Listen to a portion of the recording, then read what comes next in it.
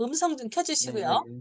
지금까지는 우리 목차 봤었죠. 지금까지는 감각이었습니다. 그냥 감각 운동이겠죠. 그래서 운동에 대해서 배우는데 운동에 대해서도 감각이랑 좀 비슷한 게 있어요. 반대로 감각은 구심성이기 때문에 이렇게 뭐죠? 뇌로 대뇌로 이렇게 대뇌피질로 전달한다고 생각하시면 되고 대뇌피질에서 명령이 간다고 그러니까 그 운동 근육으로 전달된다 이렇게 생각하시면 되는 거예요. 그러니까 하는 우리가 공부하는 내용은 비슷합니다. 어 지금 이렇게 지금 보면 이제 첫 번째 교과서 57쪽에 75쪽에 보시면 여기에 중요한 단어가 나오는데 그 단어가 여기에 척수의 알파 운동신경 이렇게 나오거든요. 지난번에 알파 운동신경에 대해서 간단하게 설명드렸는데 그림 보여드릴게요. 여기에 척추가 이렇게 있어요. 척추 이렇게 있는 거 보이시죠? 그러면 우리 이제 많이 해봤죠. 이렇게 쫙 끌어가지고 나비가 이렇게 돼 있죠. 나비가 이렇게 돼 있어요. 그럴 때 여기가 앞 운동, 뒤 감각 이렇게 하는 거죠. 앞에는 배, 등 그러니까 배 쪽, 등 쪽.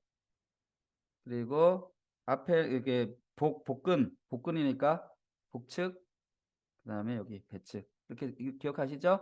그다음에 감각이 들어오는 거니까 바깥쪽으로 이렇게 들어오죠. 그렇죠? 그리고 이제 여기서 얘기할 거는 여기 중요한 거 요 부분에 요 주변에 세포가 하나 있는데 요게 알파 운동 뉴런입니다. 여기에 신호가 가면 그냥 무조건 그냥 근육을 움직이게 그러니까 신호가 딱 빨리 가 가지고 근육을 움직인다고 생각하시면 돼요. 알파 운동으로 가면. 선생님 이해되시죠? 예. 감각이 들어오면 알파 운동신경에 그 자극이 되면 그냥 근육으로 연결된다는 거 이렇게 기억하시면 돼요. 용어만 여러분들 아시면 될 것 같습니다.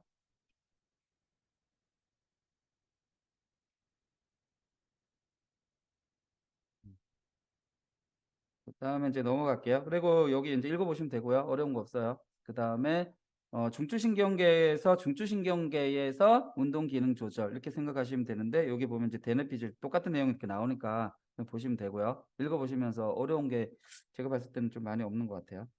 이렇게. 그다음에 중추신경계에서 대뇌피질 좀 읽어 보시면 되고 중추신경계 그 운동이 관련되기 때문에 기저핵이랑 그 손해는 좀 보셔야 되겠죠. 예. 기저핵에 관련된 게 지금 이렇게 내용이 쫙쫙쭉 나와 있는데 운동이랑 관련된다는 거. 지금 보통 여기 그 손해보다는 좀 더 복잡하고 복잡하고 세밀한 동작에 관련된다는 거 이렇게 얘기하면 되고요. 제가 요즘에 이제 틱을 공부하면서 났다는 부분인데 틱이 지금 어떤 논문에는 틱 그 뚜레짱이 있잖아. 틱이 전전두엽이랑 대뇌피질이죠. 전전두엽이랑 선조체 연결이 좀 잘 안 돼 가지고 나타나는 현상이라고 얘기해요. 그러다 보니까 우리 아까도 지금 예측오차가 좀 차이가 나 가지고 예측오차를 맞추려고 이렇게 근육이 움직인다 이런 식으로 설명을 하거든요. 그래서 그러다 보니까 어떻게 되냐면 얘네들이 특히 남자아이가 그 성장하는 과정에서 한 12살 안쪽으로 해 가지고 빨리 성장을 하게 되면 얘네들이 이렇게 싱크로율이 잘 안 맞아 가지고 나타나는 현상이 T라고 지금 듣고 있습니다. 그러니까 요 기저핵이 그런 거와 관련이 있다고 해요. 그래서 선생님들 나중에 공부하실 때 선조체가 이런 거로 관련됐구나 이렇게 공부하시면서 하시면 되고요. 그다음에 손해가 있는데 손해는 타이밍 맞추는 거라고 생각하시면 돼요. 타이밍 오류 뭐 보정하고 이렇게 하면 되고요. 그다음 손해가 중요한 포인트가 뭐냐면 주의 전환하고 이런 것들이 우리가 전두엽만 관장을 한다고 생각했는데 여기 주의와 관련된 게 손에서도 해요. 그래서 그 손해가 손상된 사람은 주의 이동이 잘 안 된다 그래요. 예.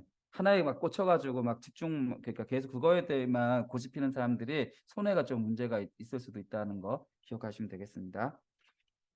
그다음에 이제 척수 같은 경우도 그냥 이제 이거 보시면 되고요. 척수에도 보시면 되는데 여기에 용어가 지금 알파 운동 뉴런 있었죠? 얘네들 근데 그 알파 운동 뉴런에 신경이 딱 가면 근육이 딱 수축해 버리는 거예요. 그리고 우리 근육은 보통 그냥 수축하는 밖에 기본이 수축이거든요. 그래서 알파 운동 뉴런 들어가면 이렇게 수축한다는 거 기억하시면 됩니다. 그다음 감마 운동 뉴런도 있겠죠? 이런 거는 뭐냐면 그거 뭐냐면 근육이 길이가 이렇게 뭐 이렇게 좀 이렇게 길냐 짧냐 이런 거 관련된 거라고 생각하면 되시고요. 그다음에 여기 렌쇼 어려운 용어가 나와요. 렌쇼. 얘는 그냥 억제 신경세포라고 기억하시면 됩니다. 여러 가지가 있다는 거 기억하시면 되고요. 그다음에 척수에서는 무의식적 자극 이거 학교에서 많이 배우셨죠? 기억나시죠? 무의식적 반사. 예. 그래서 뜨거운 난로 손 탁 떨어뜨린 거는 무의식 반사라고 생각하시면 되고 똑같은 무의식 반사인데 좀 이렇게 나눈 거예요, 여기서 이 종류를. 그래서 무릎뼈로 인대되면 이렇게 탁탁 그렇게 발이 움직이는 거는 뭐냐면 신전 반사. 그래서 반사적으로 근육이 수축되는 반응을 신전 반사 이렇게 얘기하시면 됩니다. 좀 빨리 이렇게 나가는 건데도 이해 좀 되시죠? 전체적으로 제가 얘기했기 때문에. 그다음 말초신경계의 운동 기능 얘기해 보면 크게 보면 여기 고유 수용기랑 하악 수용기 나와가 뒤쪽에 나와 있거든요. 그래서 뭐냐 했더니 감지하는 방법이 고유 수용기랑 그다음 근하악 수용기 이렇게 이런 식으로 돼 있어요. 그래서 지금 관절의 변화를 감지하는 거는 고유 수용기고요. 그다음 화학적 변화 를 감지하는 것은 근화학 기술연기 이런 거 보시면 될 것 같습니다. 이 용어만 있다는 거 아시면 될 것 같아요. 그다음에 인제 다음에는 생리 리듬 및 성. 그래서 생리 리듬 수면에 관련된 얘기 나오거든요. 예 보시면 여기에 뭐 용어가 수면과 체온 사이에는 반비례로 작용한다. 그래서 우리가 잠이 온다는 것은 쪼끔 체온이 쪼끔 추워야지 잠 잘 오고 이렇게 되는 거겠죠. 그런 내용을 이제 공부하시면 되고 여기 지금 보면 체온이랑 요 그림을 보면 체온이랑 체온이랑 그다음에 여기 그다음에 수면이랑 관련된 수면 이렇게 각성도라든지 관계가 그렇게 나와 있으니까 보시면 될 것 같은데 이거는 뭐 우리 시험에는 그래프 같은 거 잘 안 나오니까 그냥 보시면 될 것 같고요. 그다음에 인제 다음에 우리 몸에 뇌 속에 시계가 있다고 얘기했습니다. 이름이 뭐라 그랬죠? 요거는 지금 외우셔야 돼요. 예. 뭐죠? 시교차 상핵, 시교차 상핵에서 SCN. 지금 외워야 됩니다. 한 번만 더 반복 시작. 시교차 상핵, 시교차 상핵 어디 있었죠? 여기 요 부분에 있었죠. 시교차 위쪽에 시교차 상핵이 있었습니다. 이렇게. 그다음 이제 수면에 대해서 얘기하는데 수면은 회복이랑 관련되고요. 육체의 휴식과 대뇌 필의 휴식 이렇게 생각하시면 되고 어 뒤에 수면 촉진자라고 해서 되게 중요한 물질이 있어요. 아데노신. 이거 아셔야 돼요, 선생님들. 아데노신. 따라해 보겠습니다. 아데노신. 아데노신은 비렘 수면 때 잘 나와요. 그래서 아니 비렘 수면을 촉진해요. 그래서 요즘 아데노신은 잠을 촉진한다고 생각하시면 돼요. 근데 그 원리가 유런 활동을 억제하는 거예요. 아데노신도 억제고 억제하다 보니까 비렘 수면이 촉진된다. 요것만 좀 기억하시면 돼요. 음. 그다음에 우리 카페인 먹으면 잠 안 온다 하는 이유는 뭐냐면 아데노신 수용체에 반대작용한다고 생각하시면 돼요. 반대작용. 그러니까 아데노신이 나오면 잠이 온다. 그런데 아데노신 수용체를 반대작용하는 거가 카페인이다. 그래서 아데노신 작용제를 투여하면 이렇게 수면 온다는 건지 이해되시죠? 이렇게 작용제 여기 이거 같은 얘기니까 아데노신이 작용하면 수면이 증가되고 기량제를 작용하면 잠이 안 온다. 각성 효과가 있다. 이렇게 생각하시면 어렵지 않습니다. 그리고 아까 일산화질소가 신경절단 물질이라고 얘기했는데 여기도 좀 나옵니다. 여기 보니까 일산화질소가 여기 아데노신 방출환을 촉발한대요. 그리고 멜라토닌 아까 말씀드렸어요. 멜라토닌 손과체에서 나온다. 기억하시면 되고 그다음에 수면 시 뇌에 보면 우리가 렘 수면이랑 비렘 수면이 이렇게 있어요. 예. 이렇게 비렘 수면인데 렘 수면은 몸을 휴식하는 거예요. 그러니까 뇌는 막 작동을 하는데 몸이 작동 안 하는 거죠. 이렇게. 그쵸? 그다음에 비렘 수면은 그냥 뇌 자체가 휴식하는 거라고 생각하시면 돼요. 그냥 여기 델타파가 딱 나와 가지고 내가 휴식한다 이렇게 생각하시면 돼요. 그러면 여기서 아까 뇌가 작동하는데 몸은 안 움직여야 되니까 여기에서도 어떤 작용이 있어야 되고 어떤 물질이 나와야 되겠죠. 그 물질이 아까 설명드렸어요. 글리신. 기억나시죠? 글리신. 그래서 여기 지금 책에는 이렇게 신체는 움직일 수 없으며 요게 뭐 때문이냐? 글리신. 그러니까 골격근막 이렇게 기억하시면 되겠죠. 우리는 지금 렘 수면이 되게 유명하기 때문에 렘 수면에 대해서 되게 관심 많은데 선생님들이 이거 뇌과학도 공부 좀 이렇게 같이 하시면 비렘 수면이 더 중요하다는 거를 알게 돼요. 비렘 수면이 더 본질적인 잠이라는 거 아시고요.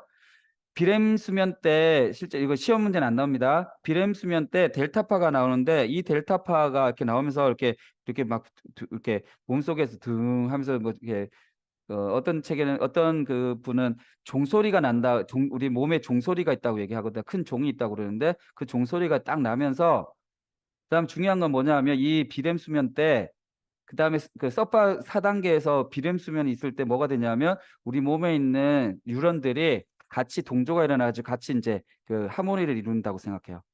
그래 가지고 비렘 수면인 때 몸을 회복한다라고 생각하시면 되거든요. 예, 그래서 실제적으로는 비렘 수면이 더 중요하다고 생각하는데 우리가 인제 렘 수면이 많이 익숙하기 때문에 렘 수면이 중요하다 생각하는데 우리 몸에서는 비렘 수면이 실제는 더 중요합니다. 그래서 몸을 휴식한다는 거 기억하시면 돼요. 그다음에 음 요게 이제 수면 주기에 보면 비렘 수면이랑 렘 수면 단계 이렇게 있는데 지금 여기 제가 그림을 가져왔는데 여기 요 그림 선생님들 많이 아시죠? 한 번만 제가 요거 틀 따라서 한번 그려 볼게요. 여기 첫 번째 여기 깨 있어요. 각성 상태에서 1 단계로 떨어지고 그다음 2 단계 떨어지고 이렇게 2 단계 떨어지고 3 단계 떨어지고 4 단계 떨어지겠죠. 다시 그래서 1 단계, 2 단계, 3 단계, 4 단계 이렇게 된 겁니다. 그런 다음 다시 이렇게 이게 순시 3 단계 갔다가 2 단계 갔다가 1 단계 가는 거예요 이렇게. 가시죠? 예 또 지금 이따 다시 2 단계, 1 단계 가고 이렇게 되고 그러면서 중요한 건 뭐냐면 처음에는 길었다가 여기가 줄어들어요 이렇게. 줄어들어요. 그럼 다시 1 단계 갔다가 다시 2 단계, 1 단계 해서 가고 이렇게 간 다음 그다음에는 어떻게 되냐면 여기에서 4 단계까지 안 가고 이렇게 되고 점점 줄어드는 거예요. 그러면서 여기 가장 밑에 있는 것은 줄어드는데 4 단계부터 이렇게 줄어드는데 여기에 렘 수면 단계 제일 위에 있는 렘 수면 단계는 길어지겠죠. 이렇게 생각하시면 되고요. 그러면서 한 사이클이 얼마냐? 90 분. 그러니까 우리가 잠잘 때 1 시간 반 간격으로 이렇게 사이클 이렇게 타시면 되고요. 그다음에 요게 렘 수면에서 보통 꿈을 많이 꾼다고 얘기하죠. 꿈을 많이 꾼다고 생각하시면 됩니다. 그런데 보통 우리 하루에 꿈을 5 번에서 6번 정도 되니까 그러니까 렘 수면일 때 꿈을 5번 정도 꾼대요. 요거 한 번일 때. 그럼 요게 하나 둘 셋 넷 다섯 이렇게 하면 뭐 한 20번 정도 보통 20 번에서 20번 정도 꿈을 꾼다고 얘기하는 거죠. 이렇게 기억하시면 됩니다. 그다음에 인제부터 인제 렘 수면에 그러니까 비렘이 이제 중요하다고 얘기했습니다. 비렘이 중요하고 비렘에서 보면 1 단계, 2 단계 있고 3 단계, 4 단계가 있는데 3 단계, 4 단계가 서파 수면이라고 얘기하면서 델타파가 나오는데 델타파가 보통 3 단계에서는 뭐 20% 에서 50% 정도가 델타파가 나오고요. 그다음에 4 단계에서는 50% 이상으로 인제 델타파가 나온다. 뭐 이렇게 이런 식으로 얘기하시면 돼요. 이해되시죠? 그래서 이렇게 읽어 보시면 되고 어 그다음에 여기 렘수면에서는 여기 렘수면에서는 근육이 마비되고 망상계가 억제된다. 이렇게 기억하시면 되고요. 음. 그다음에 요거 하나만 더 이거는 책에는 안 나왔지만 요거 좀 적어 놓을게요, 선생님들. 비렘 수면일 때 요거는 다른 책에서 찾은 건데 비렘 수면일 때 외형 기억이 강화돼요. 사건 기억이 되고 해마에서 피질로 가요. 이게 장기 기억. 비렘 수면일 때. 그다음에 렘 수면일 때는 암묵 기억이 강화되고요. 암묵 기억은 절차 기억이죠. 예. 절차 기억이 강화돼요. 그리고 렘 수면일 때 아세틸콜린이 엄청나게 많이 나와서 장면들이 막 연결이 되는 거야. 아세틸콜린이 어떤 현상을 이렇게 붙들으면은 붙들으면은 작용을 하거든요. 그래서 이 장면과 이 장면을 연결하는 그런 역할을 하기 때문에 요게 연결돼가 꿈이 되는 거죠. 이렇게 꿈이 된다고 생각하시면 돼요. 이렇게 꿈이 아세틸콜린이 증가돼서 꿈이 만들어진다 이렇게 생각하시면 됩니다. 이해되셨죠? 이렇게 다시 비렘수면은 외형기억 중에서 합금기억, 그다음에 해마에서 피질로 가는 거고, 렘수면은 반대로 피질에서 해마로 이렇게 가는 거라고 생각하시면 됩니다. 이제 넘어가겠습니다. 그다음에 성 관련된 건 그냥 넘어가도 될 것 같고요. 그다음에 쭉 넘어가서 여기에 보면 지난번에 제가 그 노래 가르쳐 드렸죠. 내야 숫제 생장 자극 항인요 이렇게 기억나시죠? 그래서 전엽에서는 생장이랑 자극 호르몬이 나오고 후엽에서는 항인효랑 옥시토신 나온다. 기억나시죠? 내야 숫제 생장 자극 항인효 옥시토신 기억나시죠? 여기에서 자극인데 이번에는 성이랑 관련되기 때문에 생식선 자극 호르몬이 나온다 생각하시면 돼요. 그래서 여기 그림을 여기 적어 놨는데 여기 시상하부에서 뇌하수체에다가 인제 뭔가 신호를 주면 뇌하수체 생장 자극, 자극 호르몬 나오죠? 근데 자극이 생식샘을 자극하기 때문에 여기 이름이 생식샘 자극 호르몬 이렇게 이름을 지으면 되는 거죠. 이해되시죠? 그러면 생식샘에서 우리가 말하는 뭐 토스테 뭐 에스트로겐 그다음 테스토스테론 그래서 남성 호르몬, 여성 호르몬 이렇게 나온다고 생각하시면 되겠죠.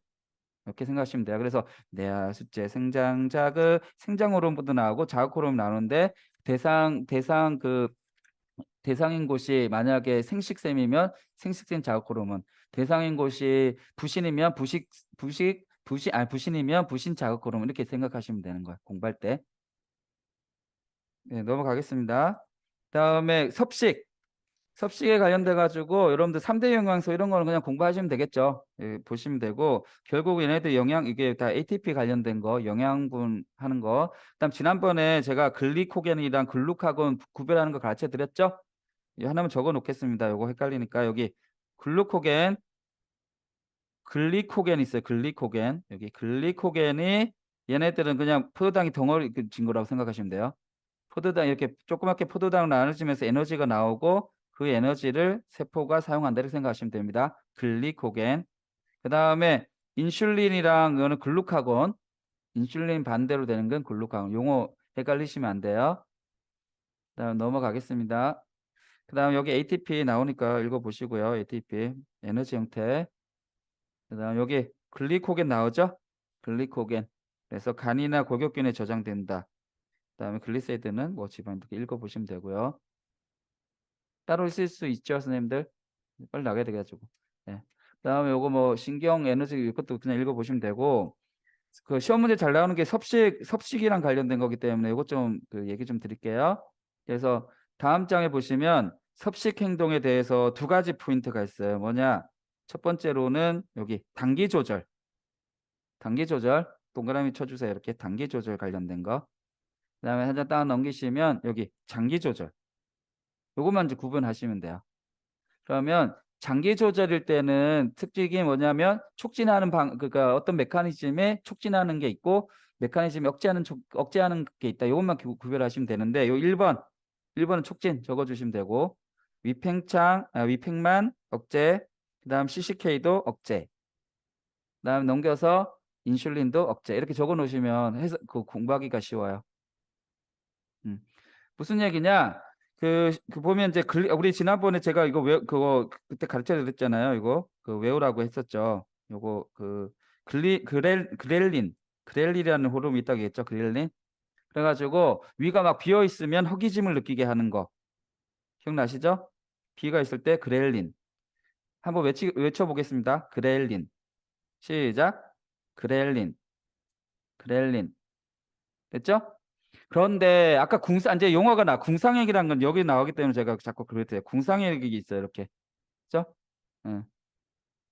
읽어 보시면 이제 궁상액 어디 있는지 아시죠? 거기 그 뇌하수체 위쪽에 이렇게 활 모양으로 있는 부분이 있었습니다. 그래서 그렐린이 궁상액에 발현한 뉴런들을 뭐 해 가지고 나온다. 활성화함으로써 촉진한다. 이렇게 나오죠? 그래서 그렐린은 식욕 촉진한다. 기억하시면 돼요. 그다음에 위팽만 하면 뭐 억제되는 거 당연하겠죠. 근데 이때 어떤 게 작용하냐면 미주신경 몇 번이죠? 10번. 10번은 미주신경에 그 고립노획이라는 게 있는데 제가 이거는 그 미주신경 하는 걸 또 설명하기 어려워 가지고 그냥 설명 안 드렸는데 요게 그냥 고립노획 있다는 것만 아세요? 고립노획에 영향 받아 가지고 된다는 거 하시고 그다음에 CCK 있어요. CCK. CCK도 섭식행위 억제한다. 이렇게 기억하시면 읽어보시면 될 것 같고요. 넘어가서 인슐린은 많이 아시죠? 네, 인슐린은 많이 아시는데 인슐린은 이렇게 혈액에 여기 보면 혈액에 인슐린이 증가하면 이 중요한 포인트 요거예요. 여기 시험에 잘 나올게. 여기 궁상액과 복내측핵에 직접 작용한다. 직접 작용한다. 앞에 나 이게 똑같은 억제인데도 앞에 요거 위팩만이랑 요거 CCK 같은 경우는 직접 작용하는 게 아닌데 얘네들은 직접 작용한다. 이런 용어가 있으니까 요것만 좀 읽어보시면 될 것 같아요. 직접 작용한다. 뒤에 그 예제 문제가 있어서 얘기합니다. 그다음에 석식 행동에서 장기 조절일 때는 렙틴, 그다음에 지방세포. 우선 지방, 렙틴 이렇게 생각하세요.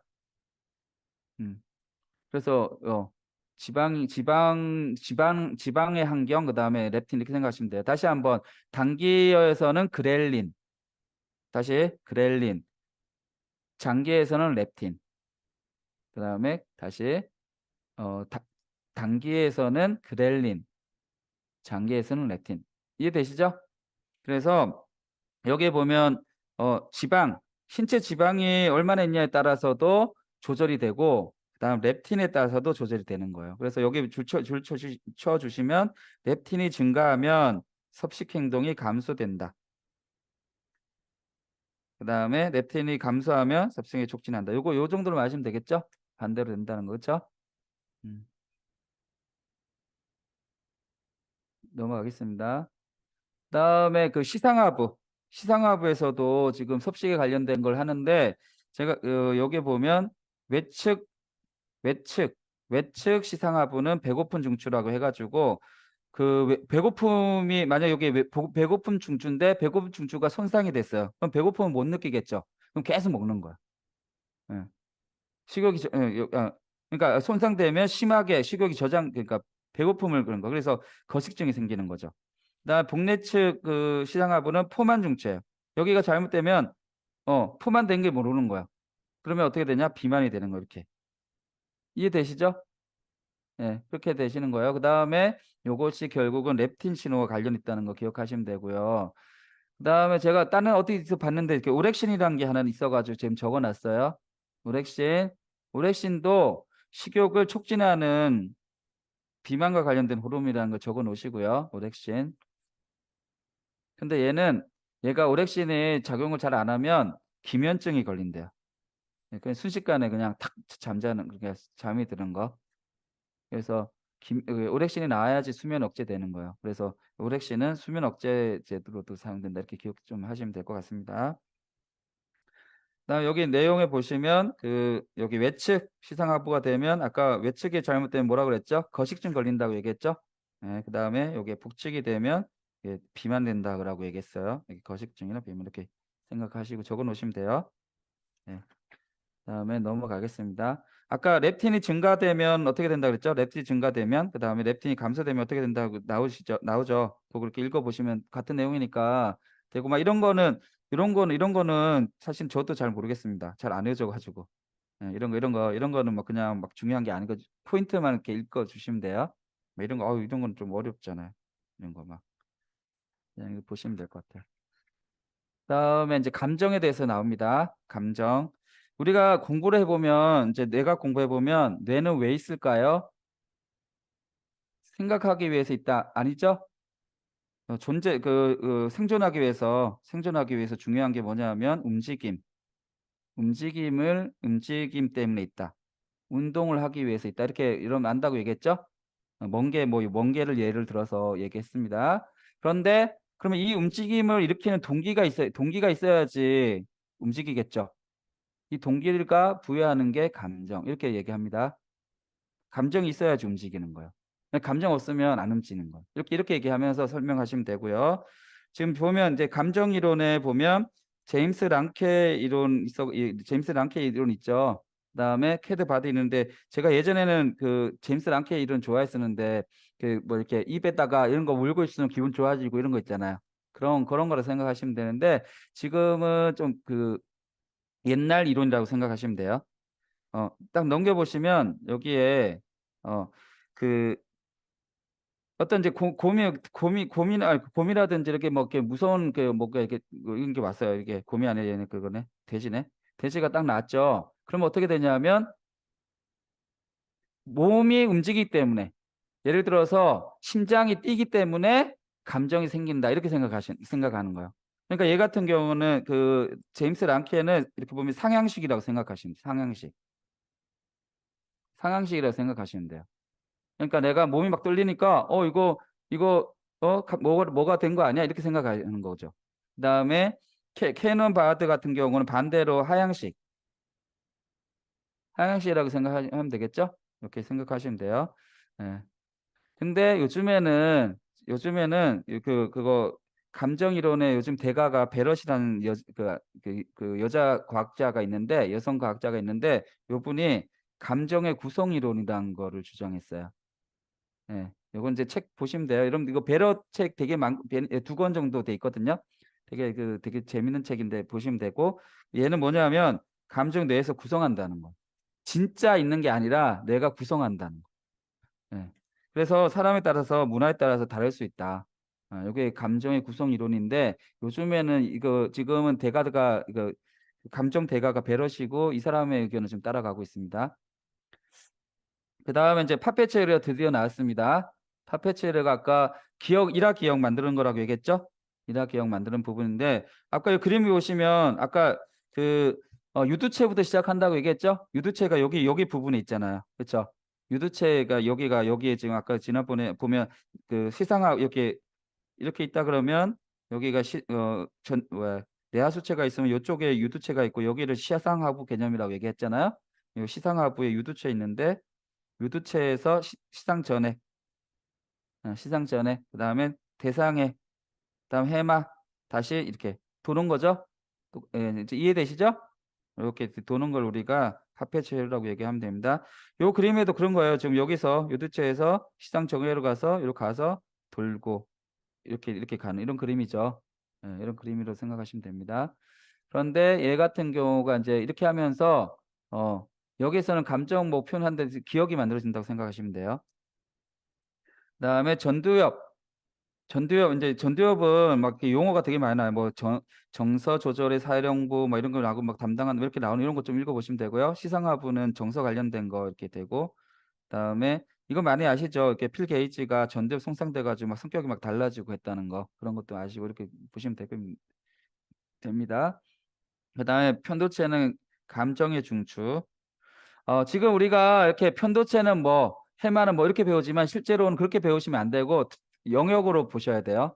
진짜 감정이 그러니까 그러니까 편도체만 감정을 다루는 게 아니라 여러 개 기관들이 합쳐져 가지고 감정 다루고 여러 기관들이 합쳐져 가지고 기억을 다루고 이렇게 생각해야 되는 건데 그냥 우리는 그냥 이렇게 하나를 이렇게 나눠 가지고 생각하는 개념으로 되고 시험에서는 그렇게 공부하셔야 되는 거고 이렇게 얘기하시면 됩니다.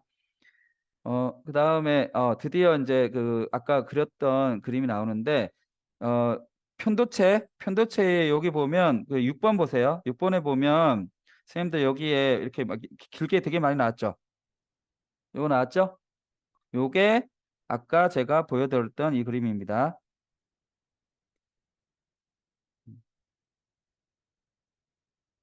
요 그림 이해되시죠? 요거?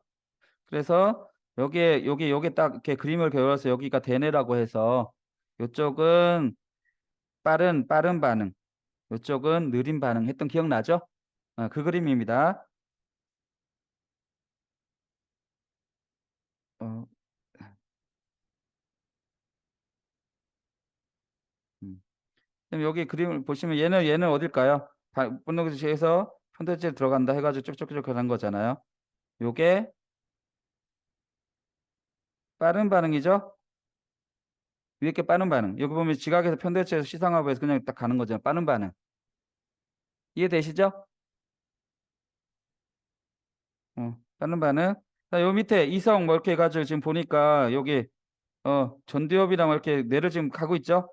요게 뭐냐 하면 요게 어 느린 반응 이렇게 생각하시면 됩니다. 그래서 그 제가 좋아하는 책 중에 하나가 하나의 그거 뇌 기반 심리치료원 책이 있는데 그러면 그 심리 상담은 어떻게 돼야 되냐? 빠른 반응을 늦추고 느린 반응을 빠르게 하는 게 심리 상담이다. 이렇게 얘기 나와요.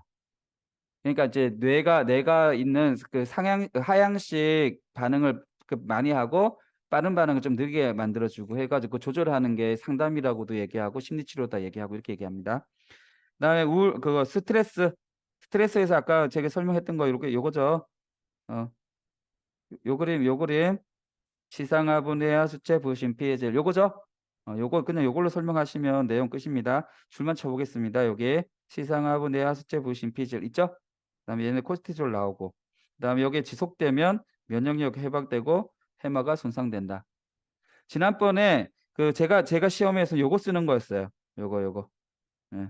여기 스트레스가 되면 어떻게 되는지 쓰시오. 그다음에 PHA가 뭔지 쓰시오. 이런 게 시험 문제였어요. 그러니까 이 정도로 하면 쓰실 수 있습니다. 그다음에 우울증 같은 경우도 지금 우울증 같은 거 이렇게 지금 여기 나와 있어요. 강역 조절계에 이상이 있고 그러니까 신경 전달 물질에 문제가 있다는 얘기죠.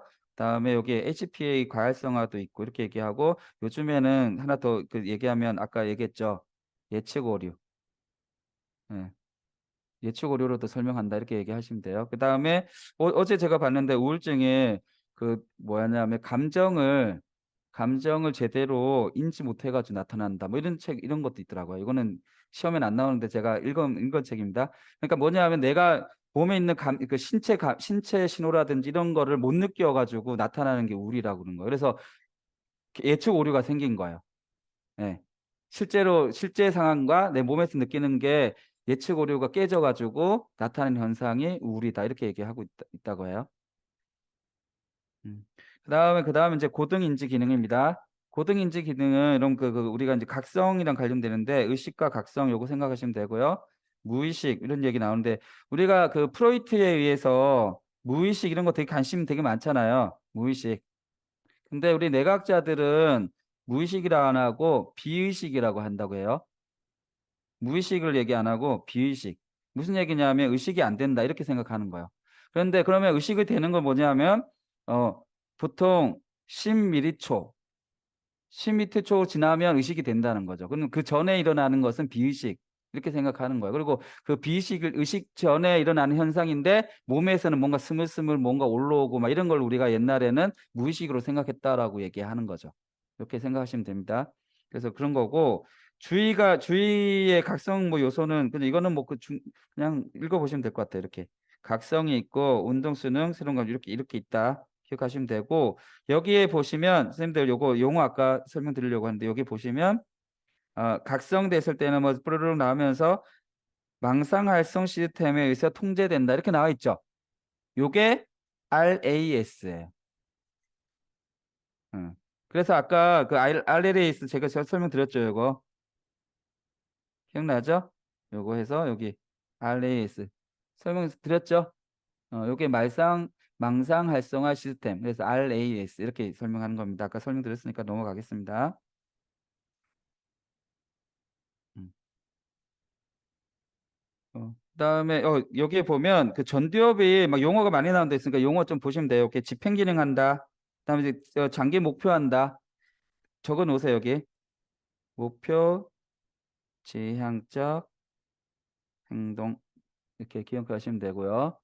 넘어가서 여기 보면 아까 전두엽에서 작업 기억, 장기 기억 아까 그 여기 브레인 했을 때 뭐 실성, 점선 설명했던 거 기억나시죠? 그런 걸로 생각하시면 돼요. 이렇게 전두엽 이렇게 연결하시면 되고요.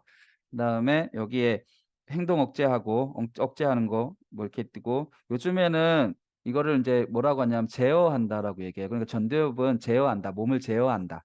제어한다 얘기하시면 돼요. 그러면 뭐 통제하는 거 억제하는 거 다 합쳐 가지고 제어라고 쓰기 때문에 그 제어라는 용어를 많이 쓰고 있어요.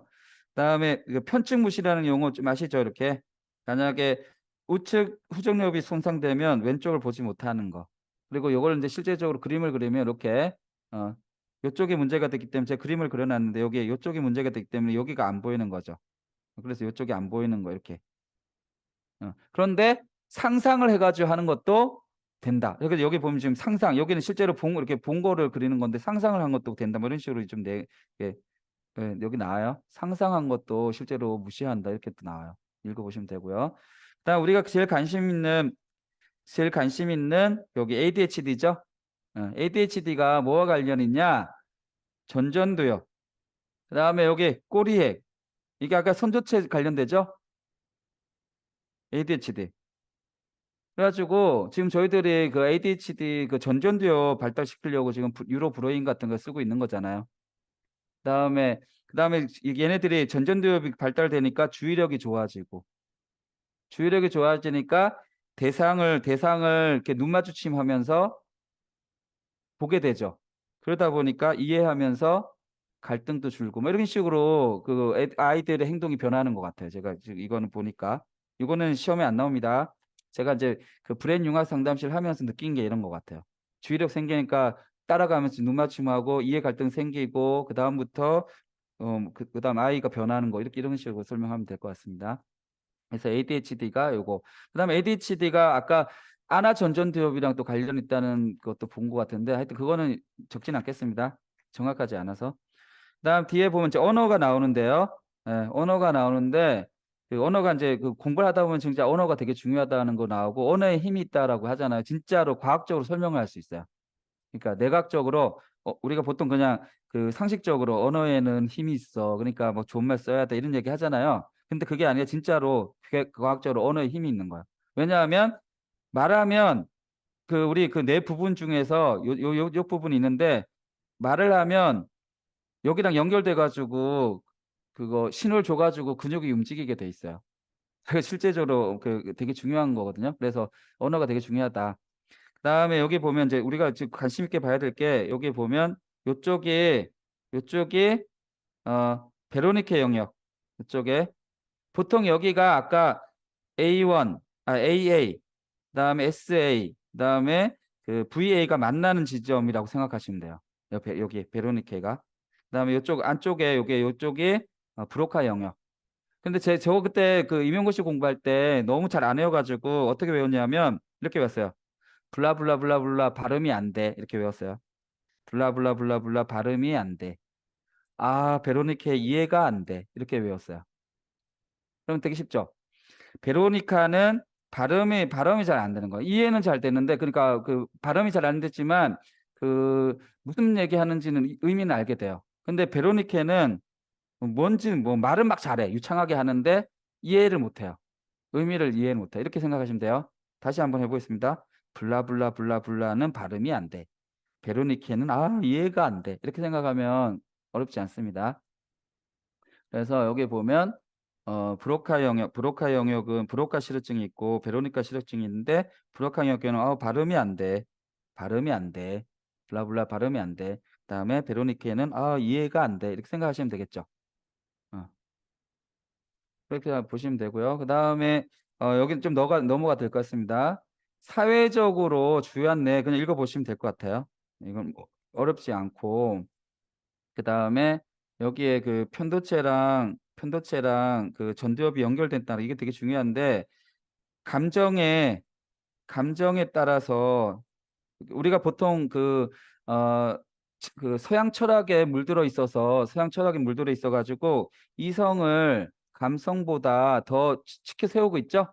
근데 그러면 이성적인 게 더 그러니까 더 좋을 것 같고 막 이렇게 했는데 실질적으로 그게 그 감성적인 거를 제외하니까 이성적인 그 판단이 늦다, 판단이 정확하지 않다 이런 결과가 있는 거예요. 그래서 정서가 중요하게 이성을 이렇게 그러니까 정확하게 판단할 수 있는 그런 역할을 한다. 이 얘기가 되게 중요해서 그 얘기가 올바른 결정을 하는데 정서가 너무 중요하다. 정서는 행동을 이끄는 나침판이다. 이렇게 기억하시면 돼요. 그러니까 옛날에 그냥 이성적인 사람이 좋다고 생각했는데 사실은 그게 아니라 따뜻하고 감정이 풍부한 사람이 정확한 판단을 하는 거야. 내각적으로는. 선생님들 이해되시죠? 그래서 막 되게 차가운 사람이 정확한 판단하는 게 아니라 따뜻한 사람이 정확한 판단하는 거야.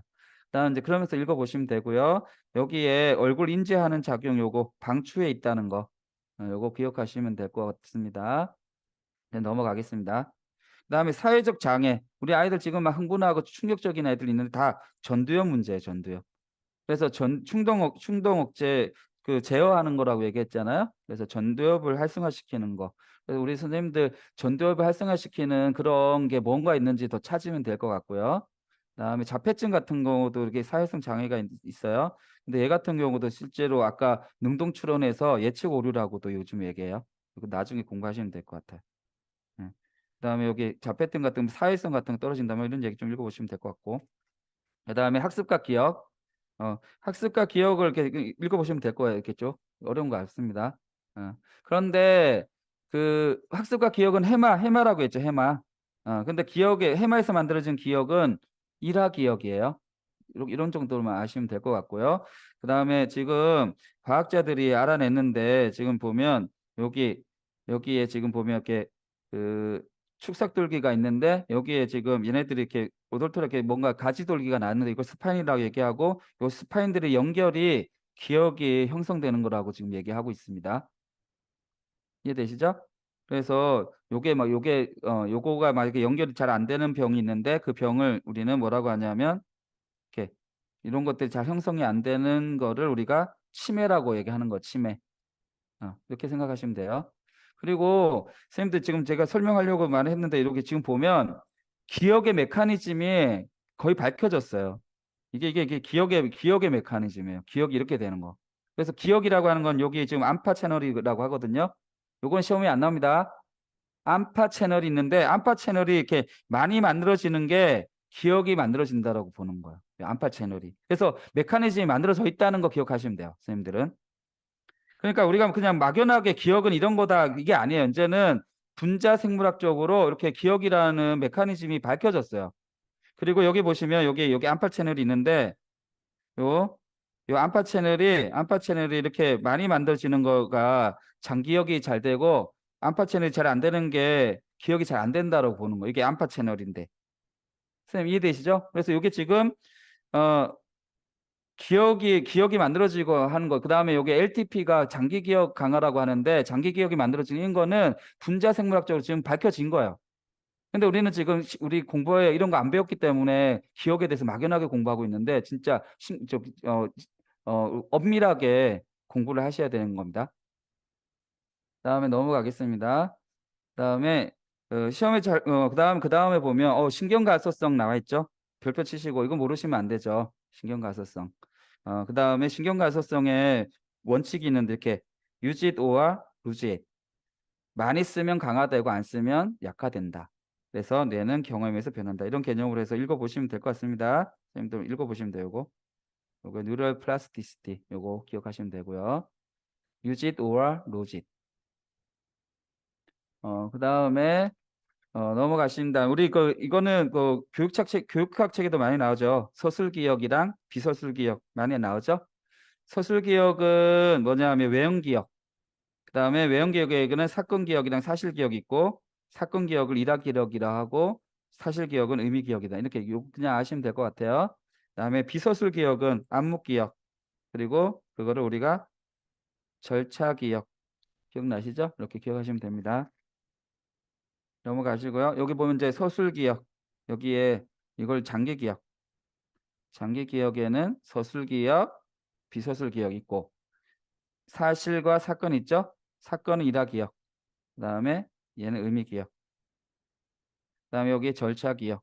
이렇게 보시면 되죠? 그다음에 아까 장기 기억, 장기 기억 설명드렸습니다. 장기 기억, 단기 기억이 있어요.